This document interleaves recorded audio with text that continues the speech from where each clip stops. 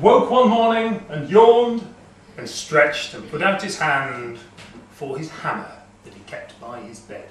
The great hammer Mjolnir, the crusher, with which he fought the giants and kept them out of Asgard, the land of the gods.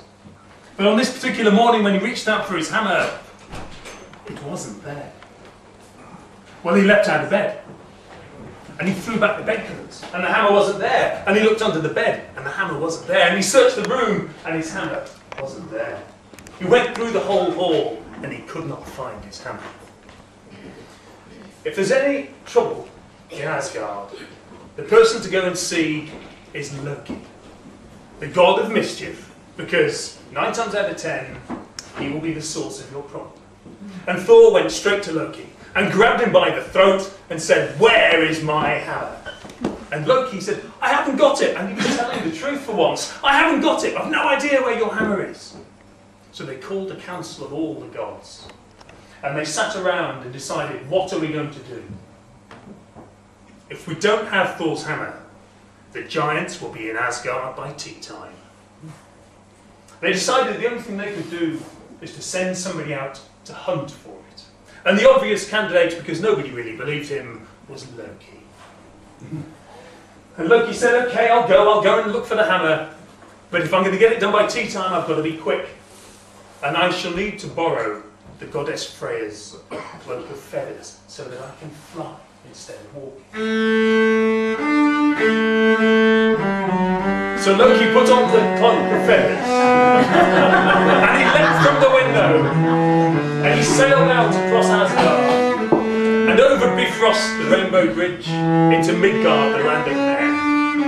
And he couldn't find the hammer there. So he sailed out across the seas to Jotunheim, the land of giants. And there, as he was circling around, he saw, sitting on the ice of a glacier way below, the frost giant, Thrym.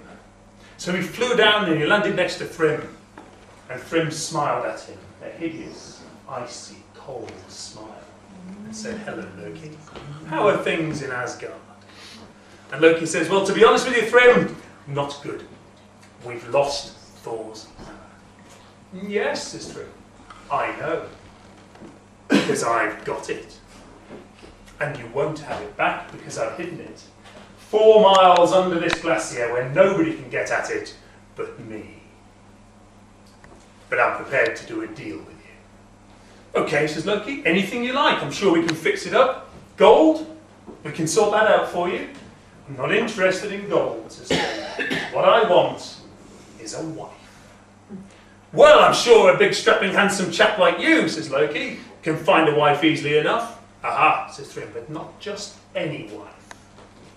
I want Freya, the goddess, to be my wife."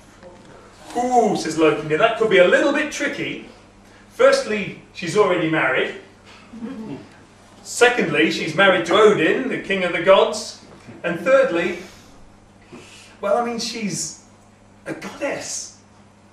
And Thrym just smiled and said, "I'm sure a clever fellow like you, Loki, can work out a way.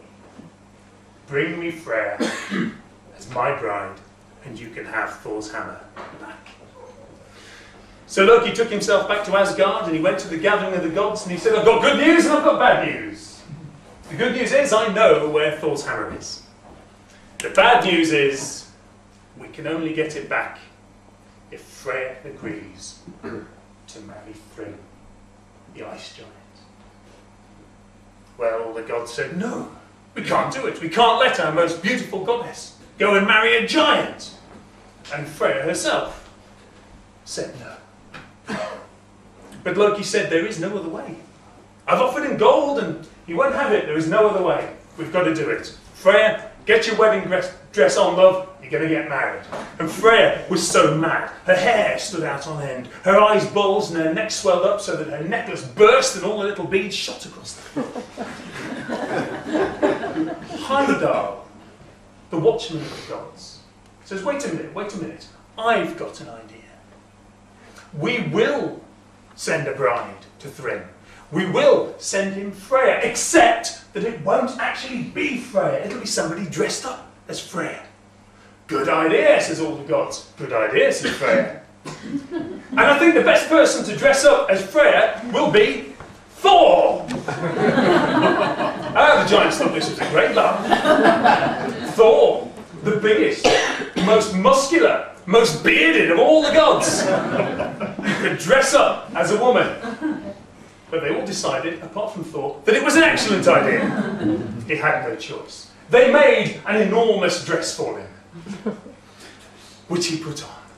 They made him a beautiful cap, quite a large cap, but a beautiful cap, all embroidered with flowers. They put rings on his fingers. They collected up all the beads from Freya's broken necklace and they threaded them onto a rather longer thread and they put it round his huge muscular neck. There we are, they said. Freya, fit to marry an ice giant.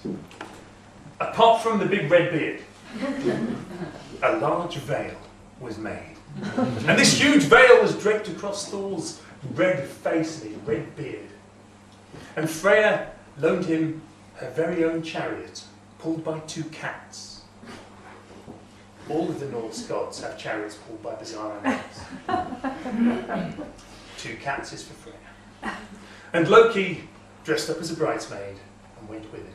They leapt into the chariot and they set off for the wedding.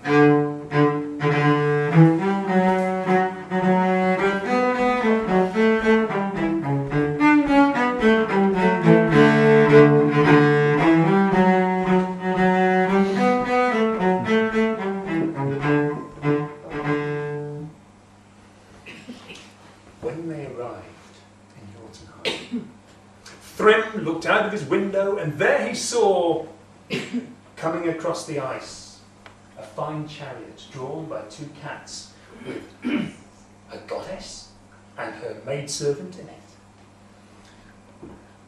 "Put out the table," he cries. "Spread the food, get the chairs out, put the nice hangings on the wall, get some fresh rushes on the floor. My bride is coming." And the chariot rolled up. And into the hall came Freya. And Thrym looked her up and down and thought, "Blimey, big lass." But all the same, a goddess is a goddess. And sat her down at the head of the table and he sat next to her with the bridesmaid on his lap. And they served the food. And they brought out a whole roast ox and they put it down before Freya. And lifting the corner of her veil, she ate the lot. And Thrym turns to the bridesmaid and says, "Does she always eat like this?" "No, no, no," says the bridesmaid. "Of course not. It's just that she's been so excited at meeting you, so excited at the thought of marrying you that she hasn't eaten. She hasn't eaten anything, so she's ravenous. She's just catching up." "Oh, that's all right then," says Thrym. And then they brought out the drink. And they brought out whole barrels of mead. And they put a full barrel of mead down in front of Freya, and she picked it up and she drank the whole thing dry. And Thrym turns to the bridesmaid and says, "Does she always drink like this? I've never seen a lass drink like this."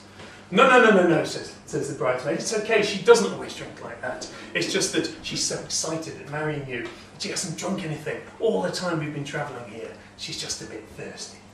"Oh, that's all right then," he says. "In that case, I'll try a kiss." And he leant over to kiss Freya, but when he got close, he saw her eyes, red and glowing and furious. And he leapt back and he says to the bridesmaid, "Her eyes, are they always like that?" And the bridesmaid says, "No, no, no, no, no, of course not. It's just that she hasn't slept since she thought she was going to marry you. She's been so excited, she hasn't slept, so her eyes are a bit red." "All right then," says Thrym, "let's get on with the wedding. Bring out Thor's hammer." And Thor's hammer was paraded into the hall, and it was laid in Freya's lap.